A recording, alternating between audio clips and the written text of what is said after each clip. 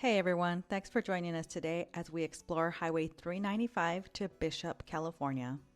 Our first stop isn't quite on the 395, but rather off of Highway 14, which is on our way to Highway 395. It's Red Rock Canyon.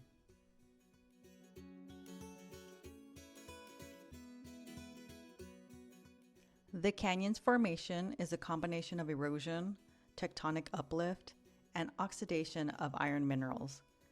The canyon's formation is unique. It has dramatic shapes and beautiful, vivid colors.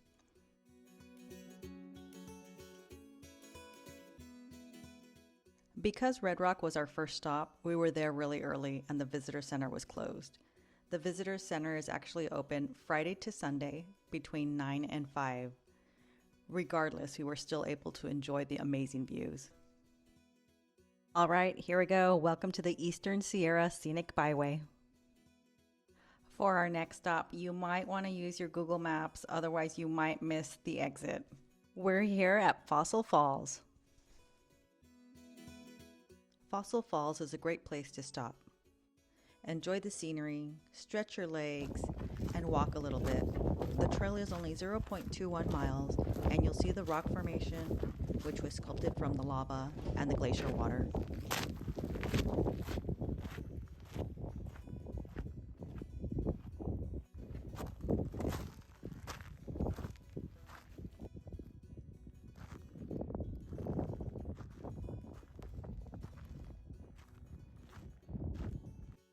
Fossil Falls is a great place for the kids to explore because it's a short and easy trail where they can explore the dry waterfall and landscape. But please be aware of your surroundings as there are many uneven surfaces. This location is also a great opportunity for kids to learn about the land, the volcanic activity, and the glacier water. If you're lucky, they can also see jackrabbits, squirrels, and definitely some lizards.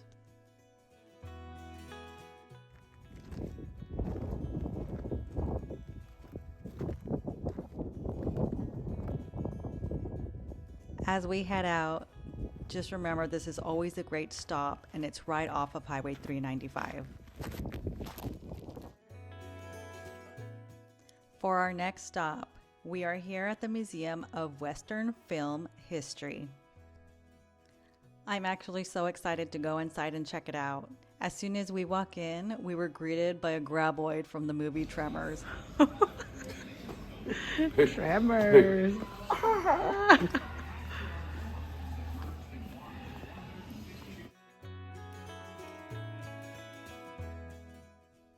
Here we have the Lone Ranger, a former Texas Ranger who fought outlaws. Very nice. And then we have another graboid. You found him. Used to be in my living room. Oh, I know. You found him. The same one? Yeah. Oh, good God. John Wayne. My husband loves John Wayne, and he's probably seen every movie he's ever made about 5 different times. The museum also has a really nice mural outside of the building, which is currently being restored. And adjacent to the museum parking lot are 8 Tesla supercharging stations that have the best view you'll ever find. This museum is so much fun. It has an extensive collection of memorabilia, documents, and posters to showcase movies filmed in the Eastern Sierra, which were mostly Westerns. The Museum of Western Film is also a great prelude to the Alabama Hills.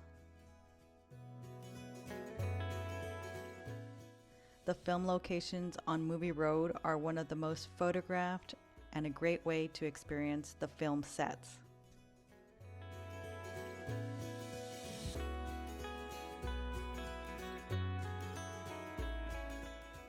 If you're enjoying the contents of this video, go ahead and hit that like button and consider subscribing. Alabama Hills has both long and short hiking trails. Some of the trails will lead you to incredible rock formations like the Mobius Arch Loop. They can also lead you to film sites and you can also do rock climbing. For our next stop, we are at the Eastern California Museum, which is located in Independence. This museum is a repository for Inyo County and Eastern Sierra history. The museum has an equipment yard area featuring freight wagons, farm equipment, and construction equipment. The museum has one of the largest, most diverse collections of baskets. They have roughly around 400 baskets that are on display, and it's pretty spectacular to see. They also have on display the wood and stone tipped arrows. They have a couple of firearms, a Smith & Wesson and a couple of double barrel shotguns, and then a display of Manzanar on the other side.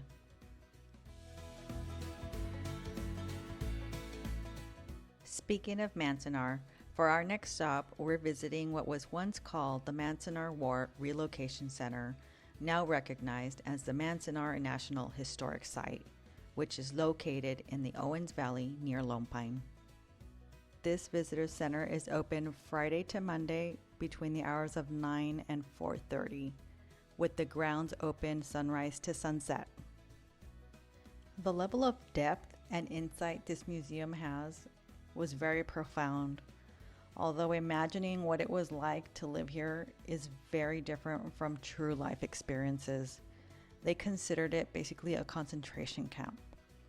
There were so many Japanese immigrants and Japanese American citizens that were ordered to one of the 10 camps.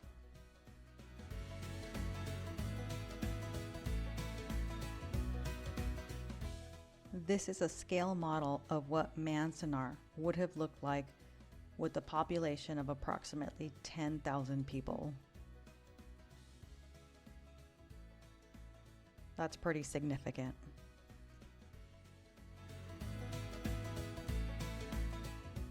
Here are the remnants of the Manzanar Fire Department.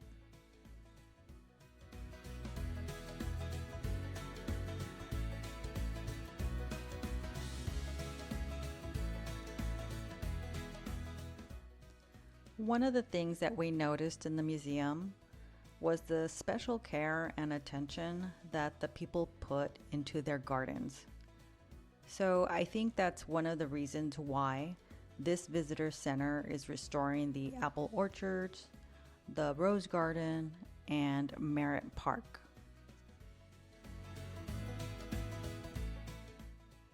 So the story of Merritt Park is that it disappeared under several feet of sand.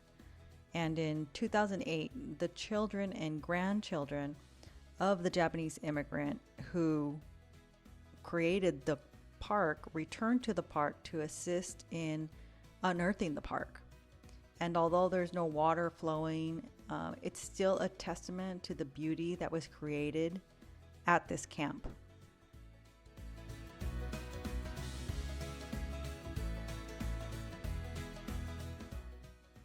The camp also had a cemetery.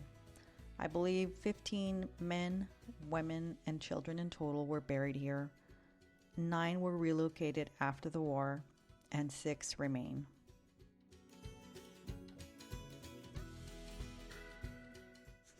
Hey, we finally made it. We are now in Bishop, and we are cruising through Main Street. We are calling it for day 1, and we are headed to our hotel, the Wayfinder, and we'll pick up again tomorrow. If you're interested, we'll have a separate review of the Wayfinder Hotel at the end of the video. We started day 2 by going to the visitor center and visiting Joe. Our next stop was Law's Museum.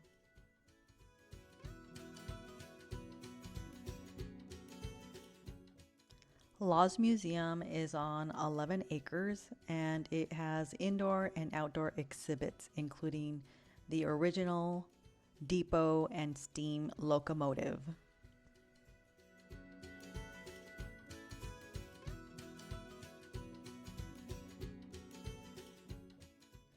The Carson and Colorado Railway began carrying passengers in 1881, and then the railroad connected Nevada to Law's Depot and then down to Keeler. which is 60 miles to the south. After Lost Depot was abandoned, the station, rail yard, land, and the depot and the structures were donated to Inyo County and the city of Bishop by the Southern Pacific. As we made our way to the back of the museum, this is where we met Jay, a volunteer in the mining exhibit. Yeah, and I'll go out there with you and run it. Okay. If, You guys, Jay was run. great. If you're interested, I'll take you out to the head frame. He is so sweet and the so head frame, knowledgeable. Has that Check this out, guys. I'll give you time to get your camera. Okay, ready?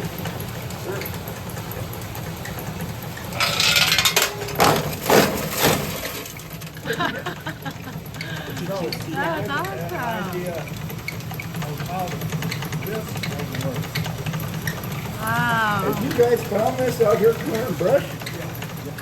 So Jay is so mindful of your time, and he'll ask, hey, do you have some time and do you want to see this? And of course we said yes. And then he asked again, hey, do you want to see this other one? And of course we said yes. This was awesome. It was such a great experience. I think that is the power stroke. This is the exhaust stroke. This is the intake stroke. Wait for it. Sure enough, I was on the compression stroke. But the compression stroke, I pull it halfway through the compression stroke because I'm not beefy enough to turn it over. So he actually told us a story about this machine. He said he and his friend were sitting in the back over there by the fire, and they were talking about the machine, and they said, hey, I bet we can get this thing running. And sure enough, in like a week, they turned it on.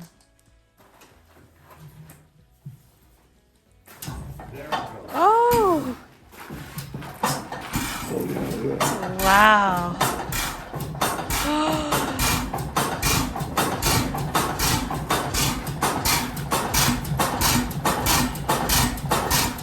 You can smell it.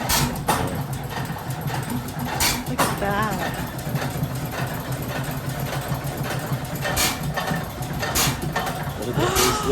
Oh my gosh!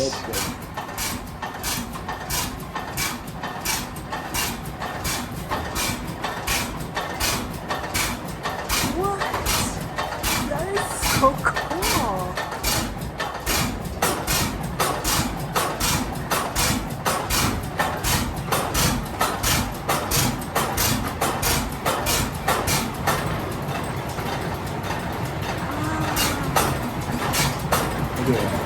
That's amazing. Wow. You see the camps like in the little model? Yeah. That would be if the supports weren't under the lifters, the cams would lift Yes. these units up to fall off the cams and onto the ore in the valley. That's what would lift them and let them go.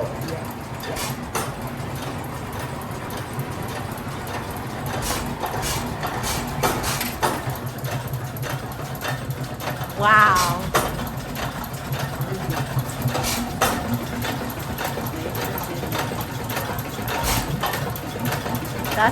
That's amazing. Amazing, yeah.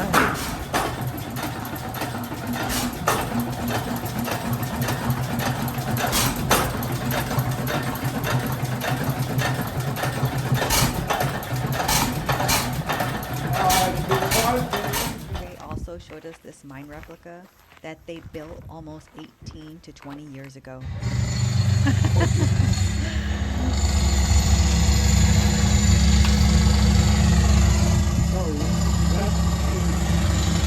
This tool over here with a drill steel in it that is hammering and rotating at the same time, drilling the hole pattern like you found.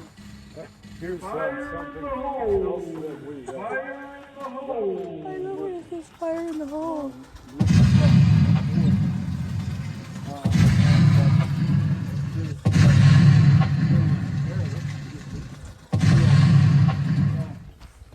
For example, a single jack. This being used prior to the start drill. You feel it here, babe. It comes out. It's hot? Is it No, warm? just air. Oh, air. Yeah. So it heated up. Oh, yeah. The extra oxygen would make the Oh, yes. And then he Right, farmed it right. right here on the anvil. Oh, that's right. And then once you had a new edge on the drill, you'd go ahead, reheat it, and put it in the quench button bucket to harden it up. Right. Now, So this was the third motor that Jay turned on for us so that he can show us how well, you know what? something operated. Look at how a Fantastic. stubborn.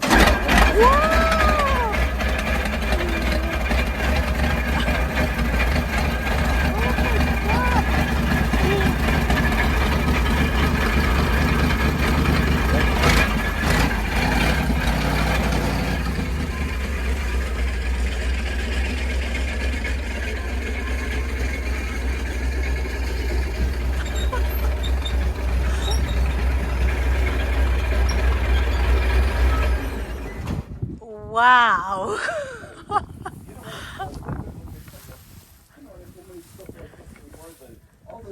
Everything would all be broken already.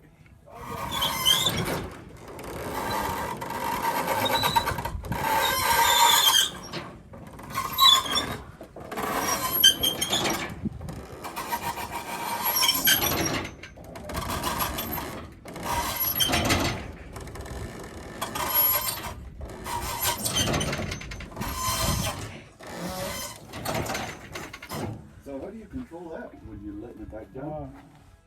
Right here, there's Oh, just the release there?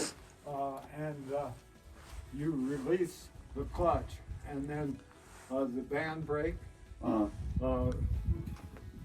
controls the descent.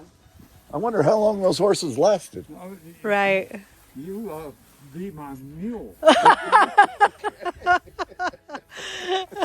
Hey, I wonder how long the horses did this. Yeah, Because they're pulling up a fully loaded, right? that's right. Wow.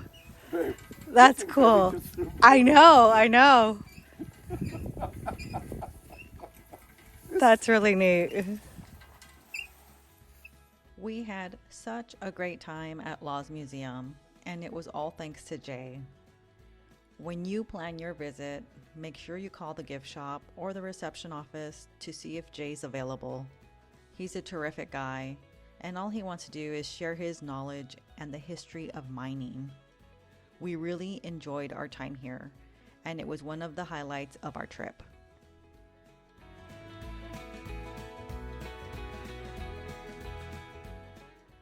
After spending half the day at Law's Museum, we picked up some food and had lunch on the patio of our hotel room before going out and exploring the Bishop City Park. If you're interested, we'll have additional footage on places to eat at the end of this video.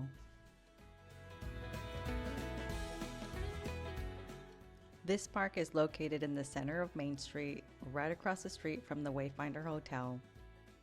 This park has so much to offer. I've been here where they have like festivals and they throw up a ton of pop-ups and they have food and they just have a good old time. It has a community pool. It has a skate park for the kids. There's a creek that runs through it and then a pond at the rear with a gazebo. It's just a fantastic park. I've never seen anything like it, and it has so much to offer.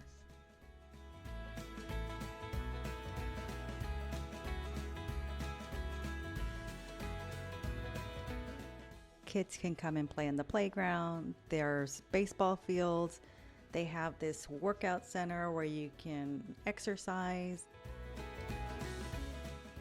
Right next to the exercise yard, they have what they call a bike park, which is meant for dirt bike riding.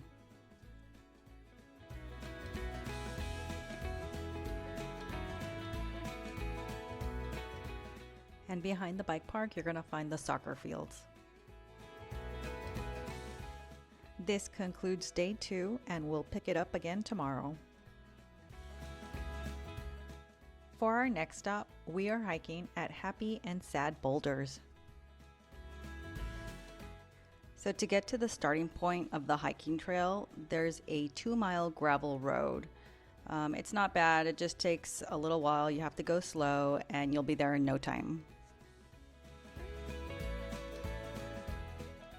So when we went, we were there pretty early, so we were able to stop on the side of the road, get out, and just enjoy this amazing view. It was beautiful. The landscape here is just incredible.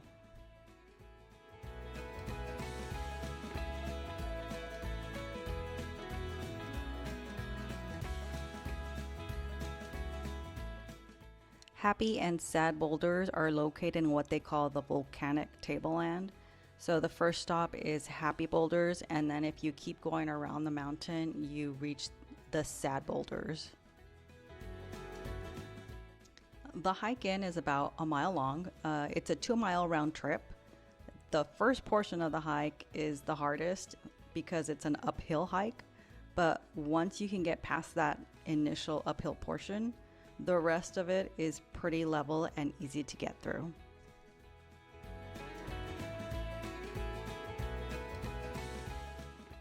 Along the trail, you'll see volcanic rock and the creation of caves.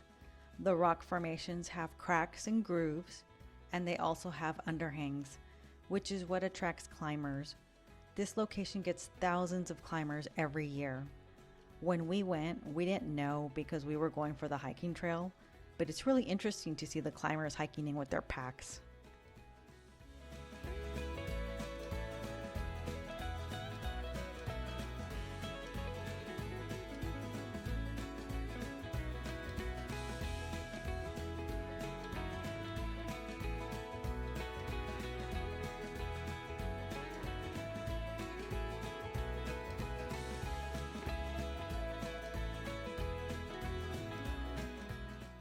When you're on the trail, they do ask that you stick to the trail to reduce environmental impacts. You'll also want to be careful with some of the bushes. Some of them have some pretty crazy thorns on them, so just be careful.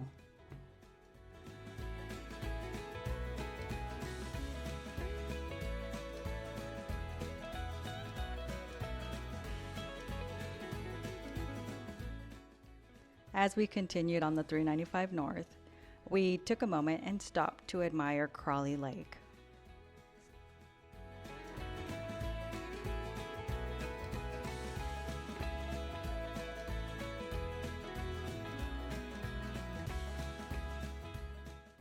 Look at those mountains covered in snow. As we continued on the 395 and the higher the elevation, it just kept getting colder and it kept getting windier. For our next destination, we were headed to the Hot Creek Geological site. The drive into the Hot Creek is both a paved and a gravel road, approximately 5 miles total. The Hot Creek is a volcanic basin that's 10 by 18 miles. It was created about 700,000 years ago when an eruption blasted miles of molten rock from beneath the Earth's surface. The ground then sank several hundred feet, and water from the Sierra Nevada filters down through the cracks, and it's heated by the molten rock, or what they call magma.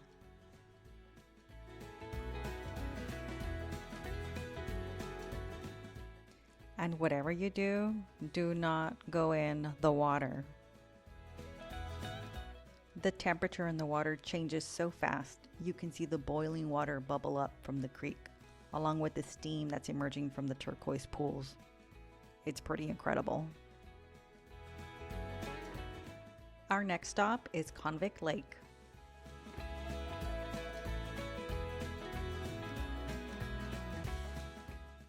Convict Lake is one of the deepest lakes in the Sierra Nevada mountains. It's 7,850 feet, and when the weather's good, you can enjoy a 3-mile hike around the lake, which is moderately easy. When we went to Convict Lake, we didn't last very long. It was really windy and it was really cold. You could see it in the water, the waves just kept coming in. During our trip, the Silver Fire broke out off of Highway 6. Special footage will be provided at the end of this video. That concludes day 3. We will pick it up again tomorrow. On day 4, we wanted to make it over to North Lake to go and see the waterfalls. We knew that the roads would be closed, but we thought maybe we could still see them, and we weren't able to. They were closed, and then we even tried to get around to South Lake, and the roads there were closed as well. But we did get a special treat because when we were in South Lake, it started snowing. And I don't think we've ever been up there and just had the snowfall like that. So that was a really nice treat.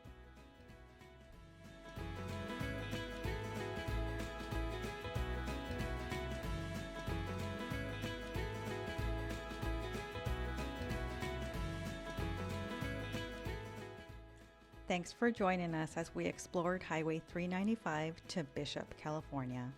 We hope you enjoyed the content. See you next time.